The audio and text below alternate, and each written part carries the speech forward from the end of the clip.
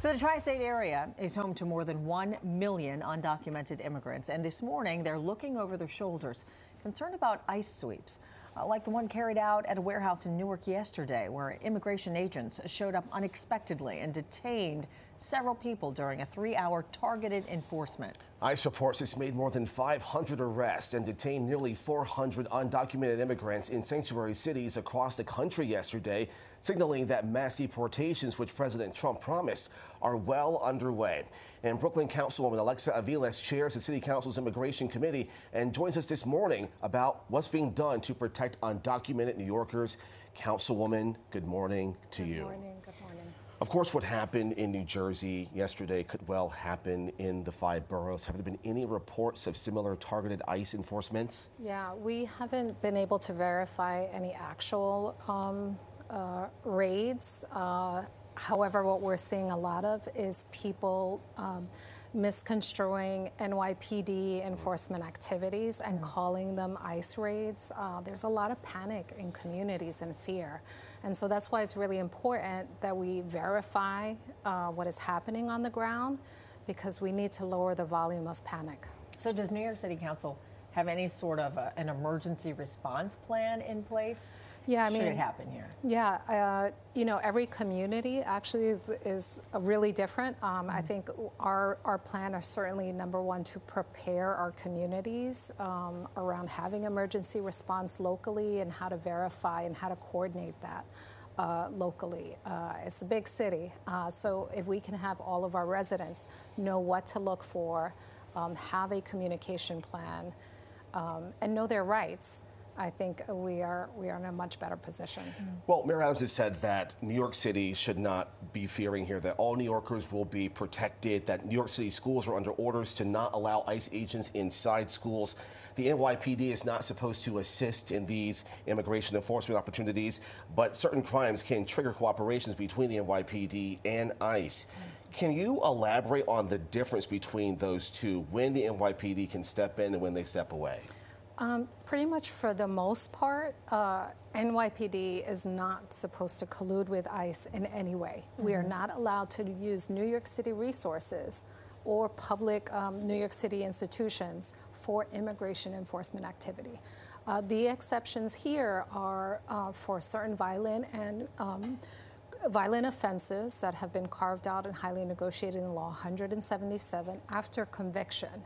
So a suspicion of a crime does not allow New York City NYPD to collude with ICE. Yeah. Now, you spoke specifically about knowing your rights if ICE agents should appear. So can you kind of lay out what folks should have ready, at the ready, and what the rights are if someone does approach them, whether on the street or at a church or in the schools? Yeah, this is so very important for New Yorkers. So number one is you do not have to open the door. You should ask for a signed judicial warrant. Now, ICE in the past has tried to get in, has put forward documents that look officialish, but are not actually signed by a judge. You can say, I do not consent to you being here. You do not have to sign any documents at all. Do not sign documents.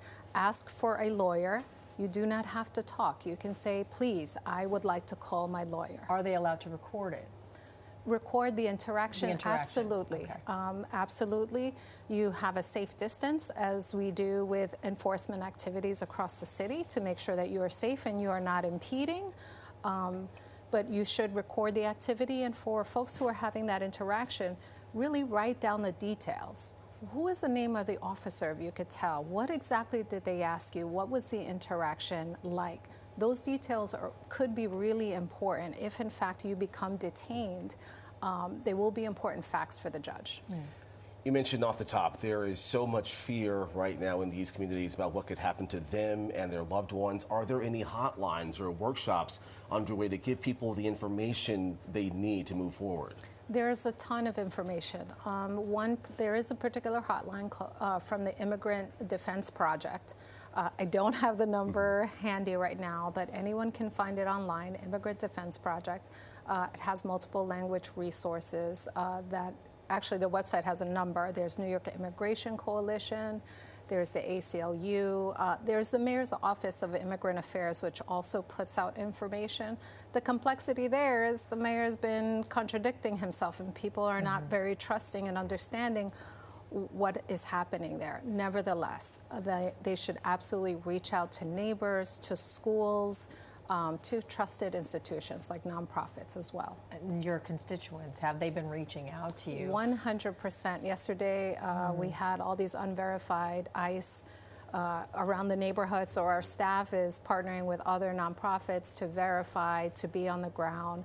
There is so much fear, particularly with the removal of the sensitive location directives. But we have to ensure everyone, New York City's law stands. We will not allow ICE inside our buildings without the proper protocol, which means a judicial warrant that is verified by our general counsel.